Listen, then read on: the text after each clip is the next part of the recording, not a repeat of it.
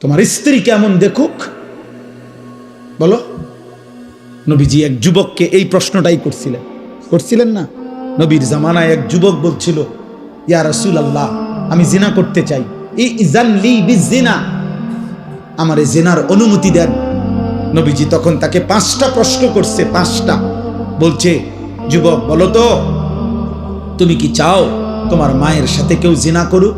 যুবক বলছে, লা, না। তোমার মেয়ের সাথে কেউ জিনা করুক? লা, না। তোমার বোনের সাথে কেউ জিনা করুক? লা, না। তোমার ফুফুর সাথে কেউ জিনা করুক? লা, না। তোমার খালার সাথে কেউ জিনা করুক?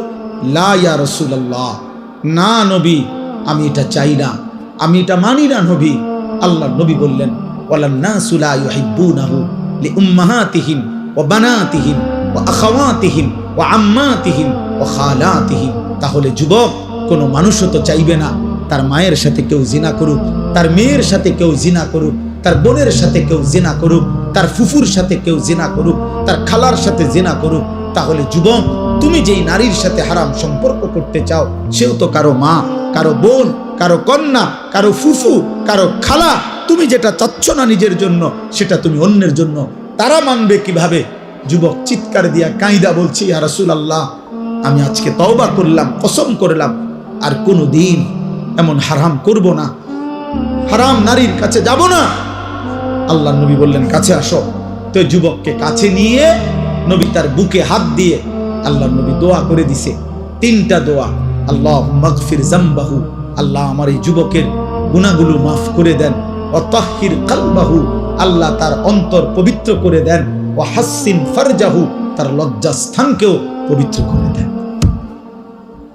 সাহাবারা বর্ণনা করছেন যে আল্লাহর কসম, এই যুবক আর কোনোদিন কোনো ভিন নারীর দিকে তাকায় না। তোমার মাকে দেখো, তোমার বোনকে দেখো।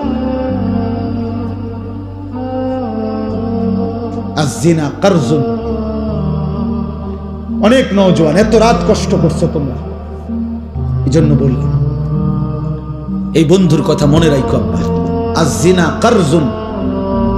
ইমাম শাফিঈ রাহমাতুল্লাহ আলাইহি বলছেন, ব্যভিচার, জিনা, নারীর সাথে হারাম সম্পর্ক, এটা কর্জ মানে ঋণ, হাওলাত। ঋণ পরিশোধ করতে হয় না? করতে হয় না? কথা বলেন আব্বা, বলো না। ঋণ শোধ করতে হয়নি? কথা বলেন। খোদার কসম, ইমাম শাফিঈ রাহমাতুল্লাহ আলাইহি জামানার শ্রেষ্ঠ মুজতাহিদ ছিলেন তিনি বলছেন, এই নারীর সাথে হারাম যত সম্পর্ক যদি কেউ তওবা না করে আর আল্লাহ যদি মাফ না করে, খোদার কসম তিনি বলছে, হে যুবক, তোমার পরিবারের কাউকে দিয়ে তা শোধ দিতে হবে। আয-যিনা কারজুন, শোধ দিতে হবে, শোধ। তোমার মা শোধ দিবে, এটা তোমার বিবি শোধ দিবে, তোমার বোন শোধ দিবে, তোমার মেয়ে শোধ দিবে। আল্লাহর কসম, এটা কিতাবে আছে, আদ-দা ওয়াদ দাওয়া কিতাবে আছে। ইমাম ইবনুল কাইয়িম আল জাওজি রাহমাতুল্লাহ আলাইহি, আয-যিনা কারজুন। যদি তওবা না করো, তিনি বলছেন আল্লাহ যদি মাফ না করে, তোমার পরিবারের কাউকে দিয়ে তা শোধ দিবে। ওয়েট, কার জন্যই চুল সাজাইছো আব্বা? এই যে মুশরিকের মতো যারা চুল রাখছো, কাকে দেখাইতা এটা? এই যে সামনের এত বড় চুল, এই ঝাঁকড়া চুল, ডান দিকের এই চুল, বাম দিকের কোন নর্তকীরে দেখাইতা না জোনায়েদ বাগদাদিরে দেখাইতা? কোন রাস্তার বেহায়া নারীকে দেখাইতা? সিনেমার নর্তকীরে দেখাবার জন্য? কোন হারাম অশ্লীল বেহায়া কোন নারীকে? তো ও দেখলো, তো এরপরে কি হবে? এরপরে কি হবে বলো না? বেহায়া নারী, বেপর্দা নারী, মোবাইলের নারী, টিকটকের নারী, সিনেমার নারী, নাটকের নারী, ওর কাছে তো কিচ্ছু নাই, কিচ্ছু নাই। ওর যা ছিল অত টাকার মূল্যে বিক্রি করে দিছে, অত পয়সা মূল্যে জীবন বিক্রি করে দিছে, যৌবন। ওর কাছে আছে কি আর? তুমি আর পাইবা কি সেটা? ও তো তোমার জন্য সাজে নাই, ও তো টাকার জন্য সাজে। ও তোমার জন্য নাচে না, ও টাকার জন্য নাচে। ও তো তোমার জন্য গায় না, টাকার জন্য গায়।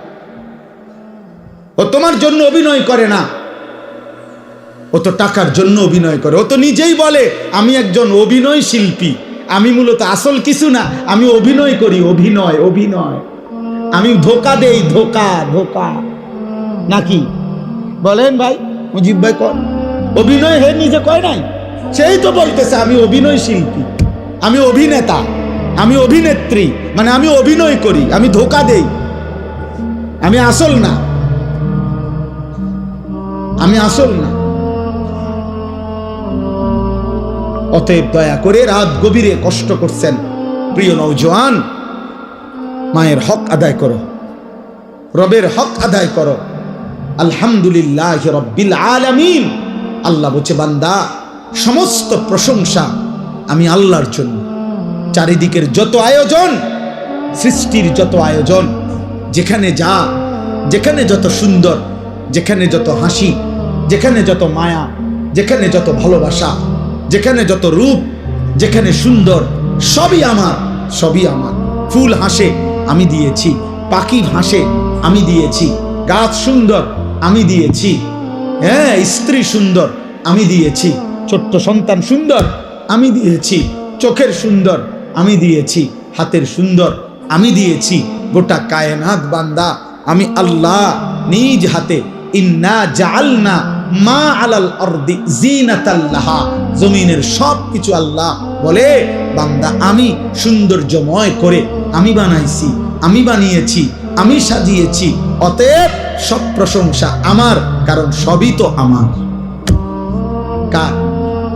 আল্লাহ। আল্লাহ। তুমি আমাকে ডাকো না কেন? চারিদিকের যত আয়োজন সব তো আমার, তা আমার কথা মনে পড়ে না? একবারও বলবা না তুমি আলহামদুলিল্লাহ? এমন সুন্দর খাবার খাইয়া শেষ করলা, একটা বারো জামানে বললা না আলহামদুলিল্লাহ? 6 ঘন্টা ঘুম থেকে জেগে উঠলা, একবারও বললা না আলহামদুলিল্লাহ? হ্যাঁ, একবার যদি 10 মিনিট পেশাব বন্ধ হয়ে যায়, পায়খানা বন্ধ হয়ে যায়, কি হবে বান্দা তোমার? হার্টের সার্কুলেশন যদি বন্ধ হয়ে যায়, কি হবে বান্দা তোমার? রক্তের শিরা উপশিরায় চলমান ধারা যদি বন্ধ হয়ে যায়, কি হবে তোমার? আমার ড্রাইভার, তার ছোট্ট বাচ্চা মেয়ে হয়েছে নতুন, আজকে 1.5 মাসের মতো, সামান্য বলতেছে হার্টে সামান্য একটু সমস্যা। আজকে 1.5 মাস ধরে হসপিটালে, জন্মের পর থেকে বেচারা 1-2 দিন গাড়ি চালায়, আবার অন্য আমার আরেক ড্রাইভার ভাই চালায়, আবার আসে আবার যায়। তাইলে এই সামান্য একটু স্বাভাবিকতার এলোমেলো হলে তামাম দুনিয়া দিয়েও তো কুলাই থাকতাম। আল্লাহ ভালো না রাখলে, আল্লাহ সুস্থ না রাখলে, আগামীকালকের ভোর যদি না ওঠে, দোস্ত আমার সারাদিনে 1 ওয়াক্ত নামাজ পড়লা না, দিন রাত মোবাইলে নারী ছবি অস্থির দৃশ্য দেখে রাতের 3টা পর্যন্ত ঘুমাইলা, এই ঘুম যদি না ভাঙ্গে, এই রাত যদি আর ভোর না হয়, তোমার চোখ যদি আর না মেলে আব্বা, তাহলে একটা ওয়াক্ত সেজদাও দিলা না। শরীরটাও নাপাক ছবি, নাপাক দৃশ্য, হারাম নারীর ছবি দেখতে দেখতে, হারাম কল্পনা করতে করতে, হয় নিজের হাত নাই তো বাস্তবতার শরীর হারাম বীর্যপাত করে নাফাক করে দিলা, নষ্ট করে রাখলা। এইভাবে জন্তু জানোয়ারের মতো ঘুমায় রইলা। এই ঘুম যদি আর না ভাঙ্গে, এই রাত যদি আর ভোর না হয়, এমন কি হইতে পারে না? ফিলিস্তিনের কত বাচ্চা রাত্রে ঘুমাইছে আর জাগে নাই, এমন হয় না? গাজার কত সন্তান, মায়ের কোলে এমন সন্তান, বাবার কোলে এমন সন্তান হারিয়ে যায় না? মাত্র 2 বৎসরে গাজায় 75,000-এর চাইতে বেশি ইমানদার মুসলমান শাহাদাত বরণ করছে। এমন শাহাদাত, এমন মৃত্যু আমাদের কি হইতে পারে না? অতএব আমি অনুরোধ করি, একটা ছেলেকেই বললাম, যদি বিবেক থাকে আজকে সেজদা দাও, আজকে এখান থেকে গিয়ে ঘরে যাইও না, মসজিদে যাও। পূর্ব জামানার এক ডাকাত সর্দার ছিলেন সমরকন্দের, আমরা কিতাবে পড়ছি, ফুজাইল ইবনে ইয়াজ। পরবর্তী জামানায় যিনি আল্লাহর শ্রেষ্ঠ আউলিয়া হয়েছিলেন ফুজাইল ইবনে ইয়াজ, উনি প্রথম জীবন ডাকাতের সর্দার ছিলেন। একদিন রাত্রি গভীরে এক বাড়িতে ডাকাতি করতে যখন দরজার সামনে গেছে সাঙ্গপাঙ্গ নিয়া, আল্লাহর কুদরতে বাড়িওয়ালা তখন রাত গভীরে কোরআন শরীফ তেলাওয়াত করতেছিলেন। আমি আরবি কিতাবে পড়ছি, আজ-জুহাদু মিআতুন এই কিতাব। তো রাত্রি গভীরে ওই বাড়িওয়ালা তখন আল্লাহর কোরআন পড়তেছে, আর ঠিক উনি যখন আইয়া দাঁড়াইছে, এই ডাকাত সর্দার বাড়িওয়ালা তখন কোরআনের একটা আয়াত পড়ছে, আলাম ইয়ানি লিল্লাযীনা আমানু আন তাখশা কুলুবুহুম লিযিকরিল্লাহ। হে আমার মুমিন বান্দা, আমি আল্লাহর স্মরণে, আমার বন্দিগি, আমার জিকিরের জন্য তোমার দিলটা নরম হওয়ার সময় আজও কি হয়নি? আর সেজদা দিতা না বান্দা আমারে? 30 বছর হয়ে গেল সুদ খাইতেছ, ছাড়তা না এটা? তাইলে 10 বছর হয়ে গেছে কোনদিন ফজরের নামাজ পড়লা না, আর পড়তা না বান্দা? 40 বছর হয়ে গেছে বিড়ি সিগারেট খাইতেছ অনবরত, তাহলে কি আর ছাড়বা না এটা? 60 বছর হয়ে গেছে কথায় কথায় গালিগালাজ করো, এই বদভ্যাস কি বান্দা আর ছাড়বা না? তাইলে 25-20 বছরের মা বোন আজ 20 বছর ধরে বেপর্দা চলতেছেন, তাহলে আর পর্দা করতেন না? 30 বছর ধরে যেই ঘরে টেলিভিশন চলে, প্রতিদিন নাটক, সিনেমা, নর্তকীর ছবি চলে, ছেলে মেয়ে নাতি নাতনি দেখে, হে বাবা, এই ঘরে কি আর তাহলে টেলিভিশনের আওয়াজ বন্ধ হবে না? এই গুনাহ আর থামবে না? তাইলে আল্লাহ জানতে চাচ্ছে, বান্দা তাহলে কি আর ফিরবা না?